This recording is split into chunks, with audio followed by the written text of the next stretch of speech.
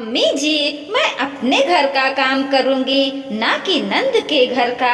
शैलजा अपने कमरे में सभी कपड़े को जल्दी जल्दी तह लगाई जा रही थी। साथ ही साथ अपने आंखों में से आ रहे आंसू को पोंछते जा रही थी। इतने में लोगों के सामने सासू माँ ने उसे किस तरह से छिड़क दिया, जैसे वह कोई घर की नौकरानी हो। फिर एक मदद ही तो मांगी थी, उस पर इस तरह से उसे बेइज्जत किया जाएगा, इसका उसे बिल्कुल अंदाजा नहीं था। अचानक सासू माँ की इच्छा हुई तो घर में एक छोटी सी सत्यनारायण की कथा रख गई थी। बहन बेटियों के नाम पर सिर्फ थोड़े थोड़े से रिश्तेदार को बुलाया गया था। थोड़े थोड़े से रिश्तेदार, दोनों मौसी सास का परिवार, दोनों बुआ सास का परिवार, छोटी नंद सुप्रिया जिनकी पिछली साल शादी हुई थी, उसके सास ससुर, पति, देवर आदि को बुलाया गया था। थोड़े थोड़े करके 30 लोग कम से कम रिश्तेदार ही हो गए। फिर घर से सभी सदस्य पूरे से सासू माँ के कुछ सहेलियाँ, कुछ मिलाकर 50 लोग आराम से हो गए।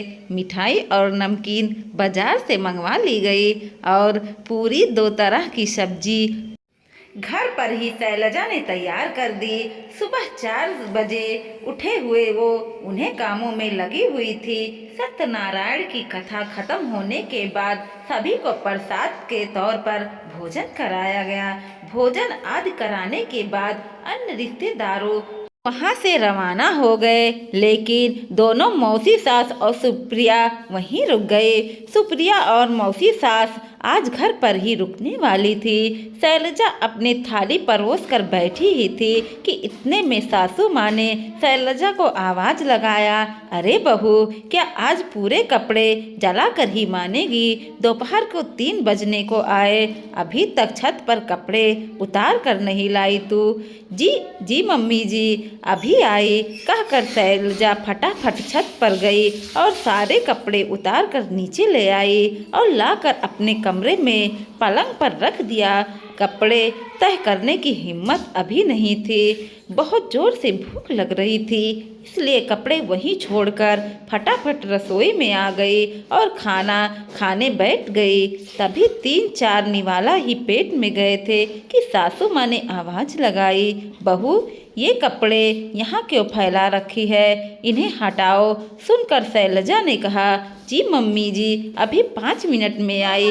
5 मिनट में नहीं, तुम अभी आओ, हम थोड़ा सा आराम करना चाहते हैं। मेरे कमरे में तुम्हारे पापा जी आराम कर रहे हैं। आखिर उसे उठाकर कमरे में आना ही पड़ा। उसे कपड़े पलंग पर से हटाए और एक तरफ से टेबल पे रख दिया और वापस जाने लगी।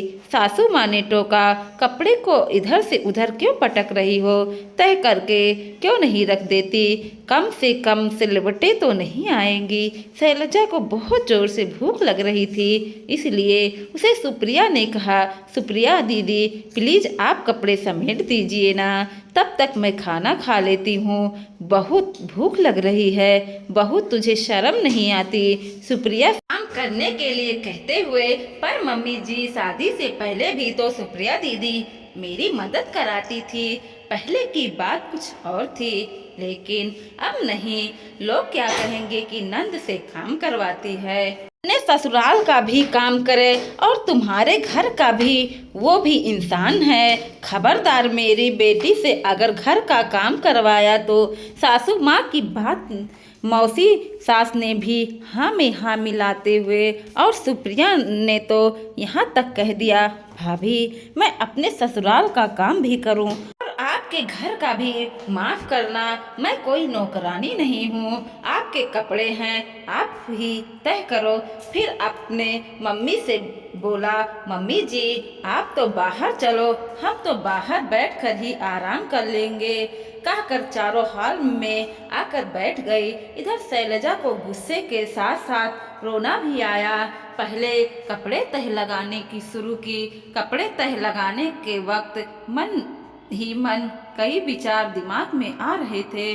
फिर एक मदद मांगने पर अगर नंद रानी नौकरानी हो गई तो मैं क्या हूँ? जब सुप्रिया दीदी की शादी के 3 महीने बाद उसके ससुर जी रिटायर हुए थे और उन्हें काफ़ी प्रोग्राम किया था। तब भी जब तक वहाँ रही तब तक उनके घर में सुप्रिया की मदद में लगी रही। माना कि खाने के लिए हलवाई रखा था, पर चाय नाश्ता तो रसोई से जा रहा था और मैं बराबर वहाँ उनके साथ लगी हुई थी। तब पिछले महीने सुप्रिया के सास ससुर की शादी की सालगिरह थी।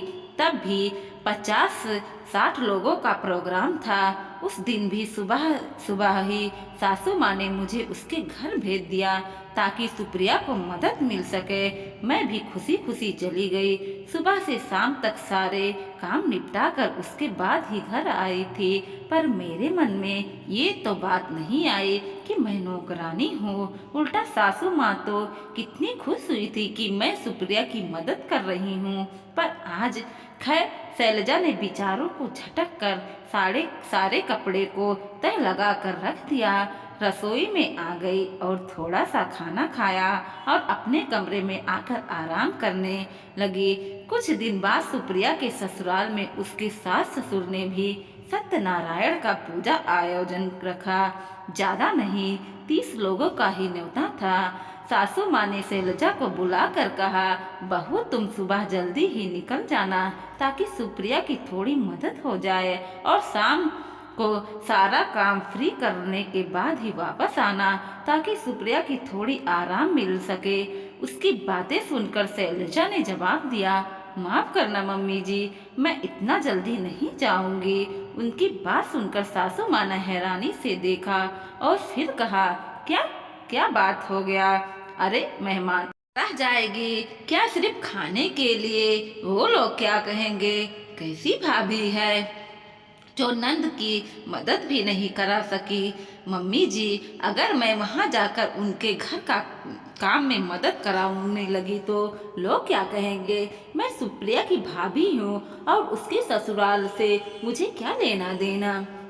शैलजा कहकर अपने कमरे में चली गई। आगे सासू माँ ने कुछ कहे तेह न बना।